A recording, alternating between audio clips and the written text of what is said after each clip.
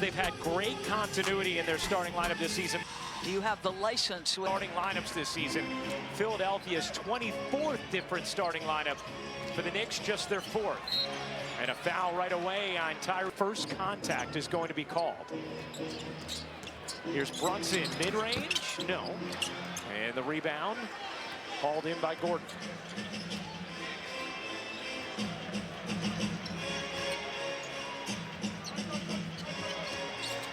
Here's George, slithering through, elevating, left it short. Anunoby secures the rebound.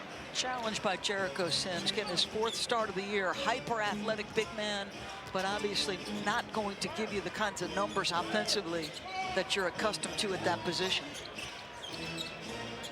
Here is Hart. Bridges.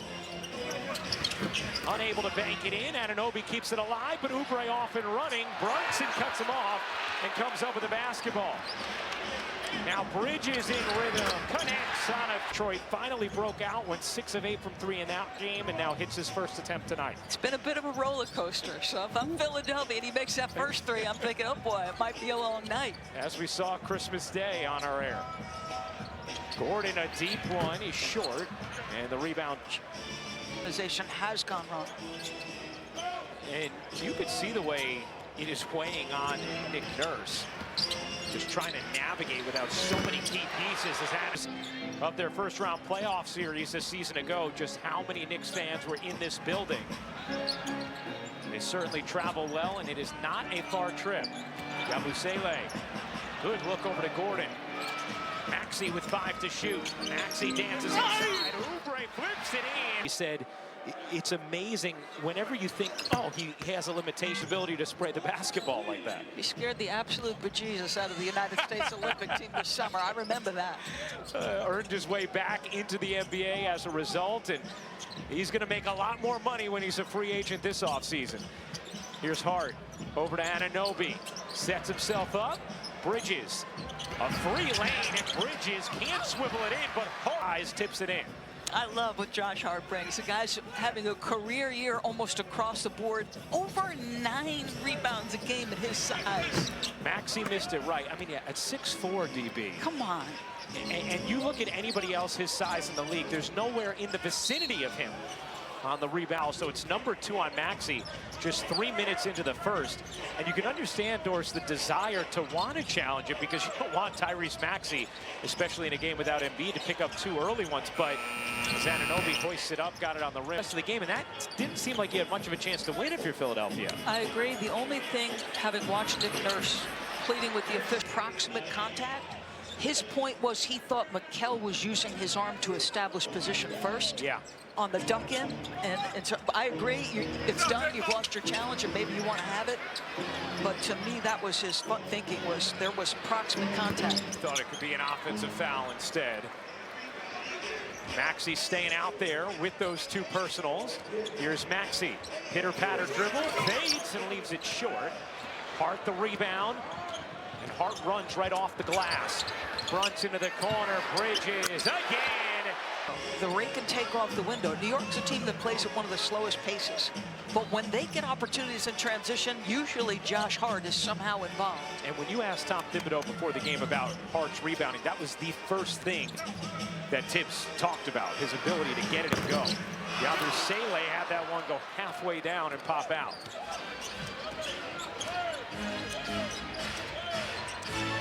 Here's Bridges.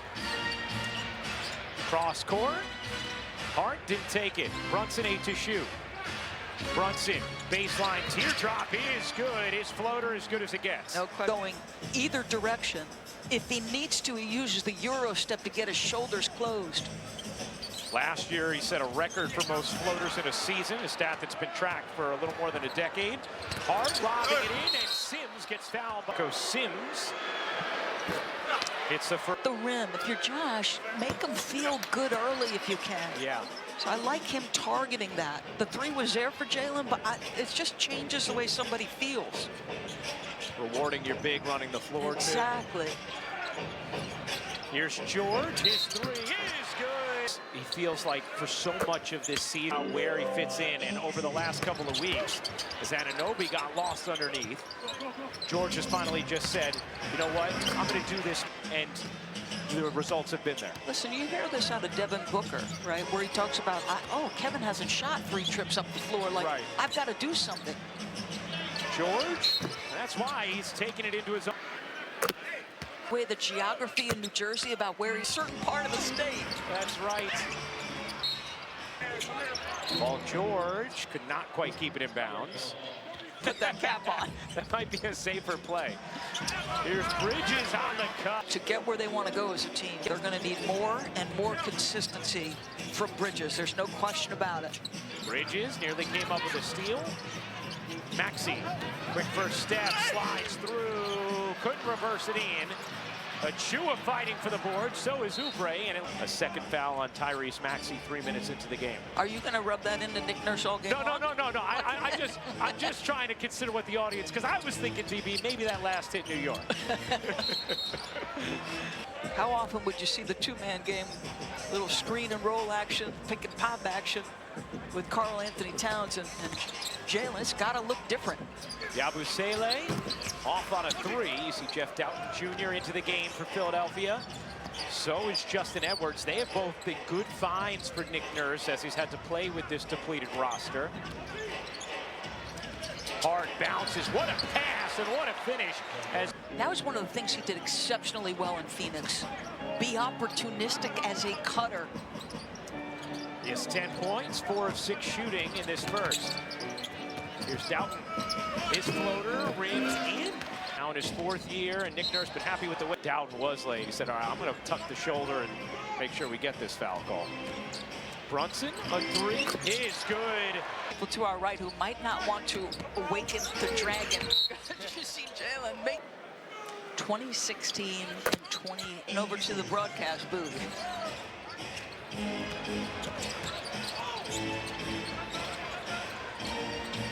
Anunoby in the corner, can't hit.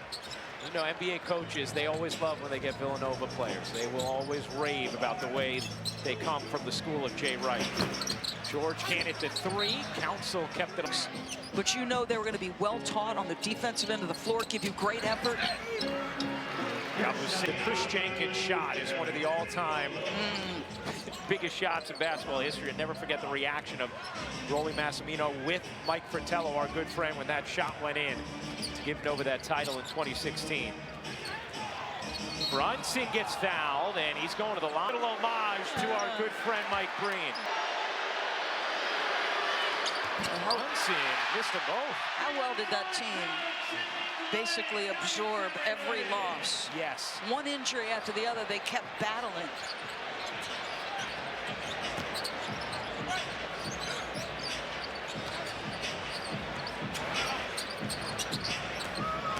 Yabusele plays it in. Just a little bit by surprise. And it's not like we've not seen OG cut drivers off before, beat him to a spot. Yabusele having none of that. Brunson turns the corner, able to lay it in. The footwork and the finish. 9 points for Brunson. George aggressive early, back ironing off. Deuce McBride up with the rebound. 6-point Knicks lead. Brunson puts it on the deck, and George was there to take it away. Here's George. Hard anticipated it. Council to fake. The attack. Finish it. And Achua storms in for the rebound. Look, I'd like Council to have a little vision on that. Wow, like Hart just did. You're valued. Like, cover 35 feet with the first pass. Your defenders have virtually no shot.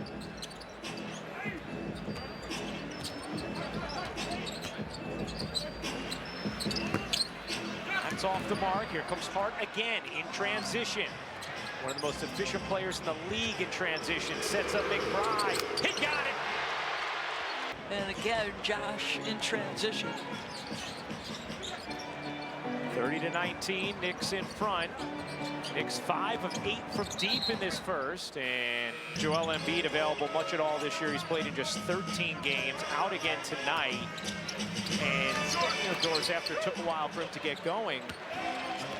comes back, wasn't as productive as we're used to, starts to play like the Joel Embiid we know on Christmas Day, sprains his foot, but continued to play for a while afterwards, and then suddenly is out with that sprained foot and is still being designated as day-to-day. Nick Nurse said, look, still saying day-to-day, but still not back.